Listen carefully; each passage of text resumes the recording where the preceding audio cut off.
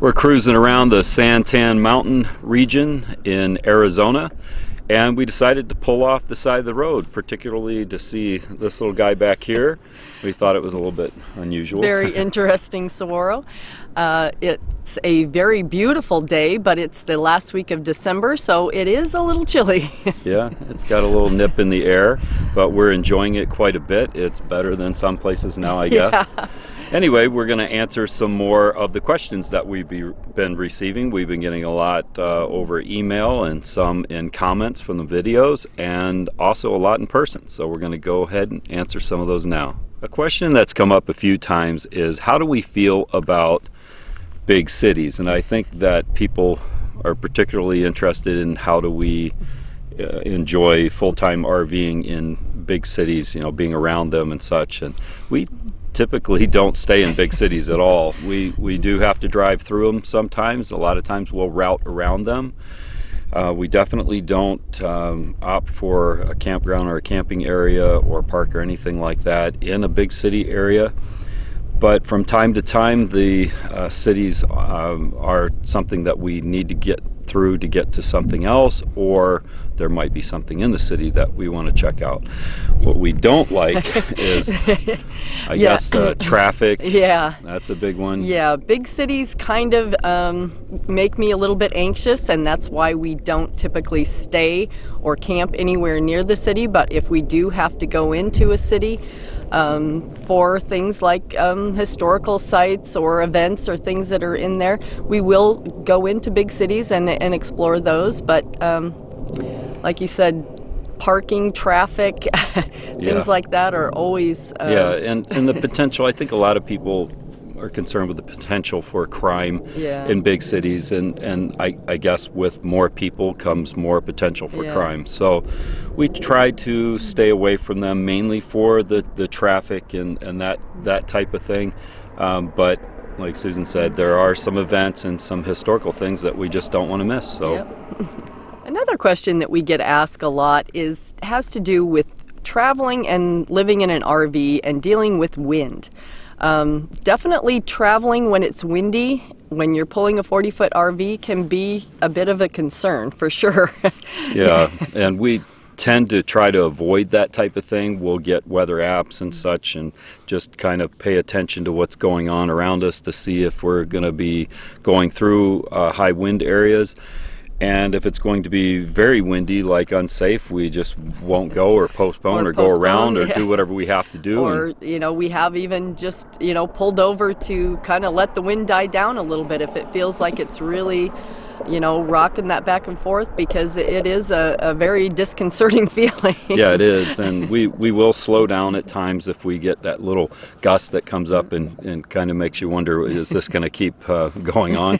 And then other times we've actually just pulled off the road somewhere safe and waited it out a little bit. And there was a time or two where we camped an extra day just to let the winds. Wait till the winds died down. I remember that one time going up 395. We stuck around a little bit longer. I mean, the wind was just crazy. Oh, yeah. And it definitely doesn't help your gas mileage if you're driving into a headwind, fuel, that's for sure.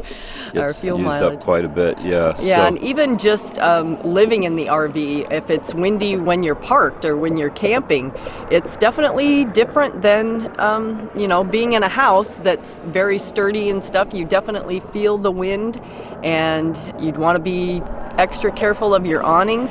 We tend to leave our awnings in if we're going to be gone for the day, even if it's not windy when we leave, because you know, in certain parts of the country, a wind can come up out of nowhere, and we've seen many awnings. Yeah, awnings alongside the road actually, ripped off. And in parks just torn right off. We don't normally put our awning out at all unless we feel like we're going to be sitting out there and need it. There have been times when we've had it out, and then 2 o'clock in the morning we hear it, you know, making a little noise, so we get up and go and put it in. So we basically keep that from happening by just keeping it in all the time unless we really need it and we're going to be there.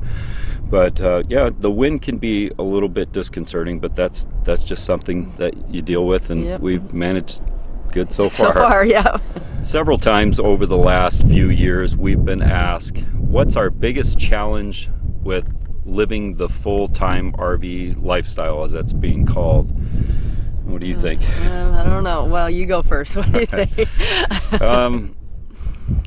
Really, I don't know, it might seem kind of not that big of a deal to some people, but I think having creative space is my thing. I guess I was a little spoiled in the house where I had several rooms that I could go into and have different equipment set up and just different workstations and things like that, and it really was good for me. And I feel that I'm slipping a little bit in my creativity because sometimes things are all stacked around or something like that just because we've got other things out and other things going on, and I just don't feel like I have that place to jump right into being creative all the time. But we're definitely working on that, and it's an ongoing thing. But for me, I'd say creative space is probably my biggest challenge. Yeah, just space overall.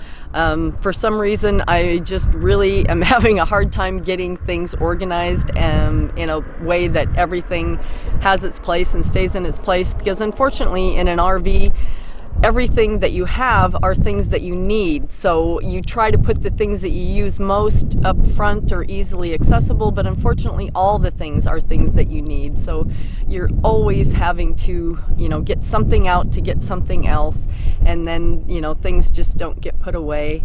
That's my thing. So I end up with a few stacks of things, like on the couch when we're not having people over, I'll put things there. I mean, it's not like trash and that type of thing. It's just projects or something that I'm coming in and I'm working on, and I think, oh, if I put this away in a cabinet, I'm just going to have to get it back out, and that turns into what I thought was going to be an hour or so turns into a day or so. And so that's probably it. Space overall, but definitely creative space for me. But for sure. We get around that by going to libraries or other places, or just keeping things tidy enough to where I can sit down and get some work done. Yeah, and we're definitely going to be doing some more downsizing again. We've been doing this for almost going on 4 years now. Yep. And so it's time to kind of reassess everything and sort of get rid of some things that we can get rid of, and make the things that we have a little bit more accessible. Yep. A question that comes up a lot has to do with our choice of truck and RV, and how are they holding up, and are we still happy with them? Would we choose them again? And we have done videos on this subject in the past, but like I said, it just keeps coming up, and so a lot of people are curious. They just want to know, I guess they're shopping, and that makes sense, and they want to know, how's it working out. One of the things I should say at the top of a discussion like this is that, everyone thinks their brand and of truck or RV is the right one and all that, and that may be so for those individuals. I mean, you get what you get and what you can afford and what you think is the right decision at the time, and you make the best out of it. And everything's not for every person, so we made the decisions that we felt were best for us at the time. And I feel like, having had a motorhome before, having had a pull trailer before, and now in a fifth wheel, and had several trucks over the course of time and many brands of vehicles, we've found that they all got flat tires. They've all had problems. Some of them, some brands more than the brands we have now, atrocious problems. And that could have been an anomaly with that particular year, those models, whatever. I mean, things like this come and go. There's bad things that haunt companies, and some of them don't get to shake them and they go under, and some of them do shake them and turn things around. But by and large, I think we've done pretty good with our choices. The truck, I mean, we've had a water pump go out. I mean, it left us in kind of a bad situation at the time, but it could have been a lot worse. And every vehicle I've had just about has had a water pump go out. And so I feel like the truck has been just wonderful. I mean, I couldn't be more happy, and it's not a dually. We didn't need a dually based on the specs, based on our current specs. We still don't. Dualies are great, have nothing against them. We just didn't want it to be wide, and we also, it's long enough, the wheelbase helps a lot with our pulling, and we made sure we were well within the specs. It handles great, and we also wanted to use the truck for other things other than just spending money on fuel and tires. So we went with what we have, and it's been very good to us.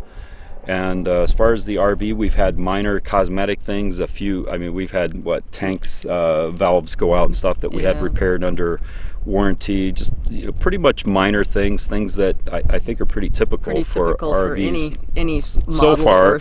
I mean, anything RV. could happen, but I think that's true of any type of truck or RV that we would have picked. Yeah. The worst problem that we probably had with the RV is the window breaking, and that didn't have anything to do with the RV. It had to do with getting hit with a rock on the freeway. So that would have could have happened in any make or model. Right. Just make the best decision that you can and stick to what you get and make the most out of it and be happy, and don't be too concerned with all the brand mongers out there that are going to tell you that you bought the wrong thing, you did the wrong thing, you're this and that for doing it. It's just, it's something that's just their problem. So I wouldn't be too concerned over it. Something that's not asked too often, but we do get it from time to time, is what would you like to do, or where would you like to travel in the future? And that is something that we talk about. We don't get too preoccupied with it because we're trying to do our best to live in the now. So and we really don't follow any other trains of thought. We're just kind of doing our own thing for the most part, and whatever keeps us happy and gives us good time. And I think that we've discussed various regions and places that we've already been or spent a lot of time there, but want to just get in and do other things or see other things there. Yeah, we enjoyed Zion National Park in Utah so much that I would definitely like to visit some of the other national parks. They have 5 there in Utah, and I would definitely like to visit some more of those. Spend more time there in the future. I'd like to get up to British Columbia more. We've traveled up there and spent time there before, and we just enjoyed it so much. Yeah, beautiful. That would be amazing to just get there, and I'm not talking about just driving through, but immersing ourselves there for a while and checking out as much as we can. And that's always been fun. We've actually went over into Vancouver Island several times, and we enjoy that there in Canada. Where else? I mean, I know we do a circle around the country and just that type of thing. Yeah, that's kind of a maybe someday.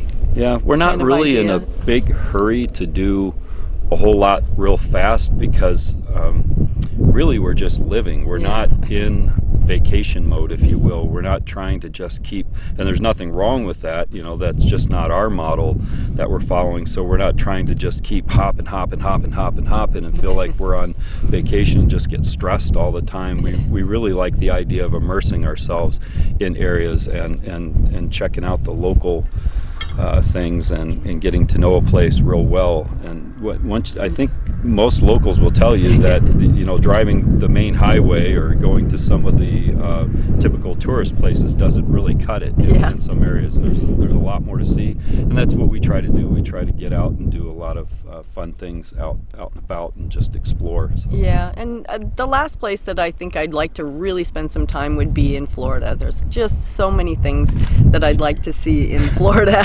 and it would require us staying for probably a few months there at least. So that is kind of on the agenda at some point, I think, is to see Florida. But it's been there a lot. But as far as things to do, I really like doing nearly anything outdoors. I'm just a very outdoors oriented person, and I love teaching outdoor programs and survival and doing guided hikes and things like this and teaching seminars and stuff. And I really would like to put more attention into some of those types of things and doing some more producing of other stuff that we have in mind for the future. So we're kind of looking into more of that. We've started talking a little bit more serious about it. Really what we try to do is keep our finger on the pulse of what we want out of life and what we want to do together.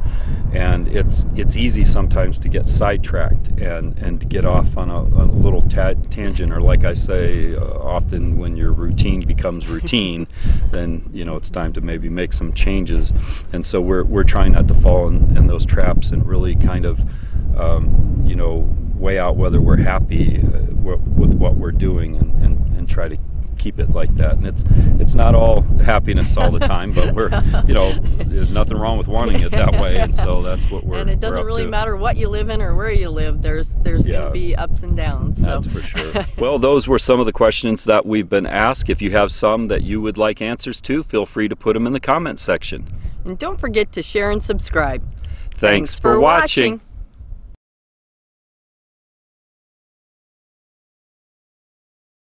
Here's some up close and personal footage of this saguaro cactus. This thing's absolutely huge. It's not doing so well though. It looks like it's actually dying, but it's still quite magnificent. All these nodes and arms all over it. This is hundreds of years old. It's just amazing. Very, very big. I mean, it's a little disconcerting being so close to it, just thinking that one of the arms could fall off and really make for a bad day, to say the least. If the whole thing fell over on you, you would not be alive. These things can weigh quite a bit. It's just absolutely stunning, especially against this blue sky. Magnificent Sonoran Desert saguaro cactus.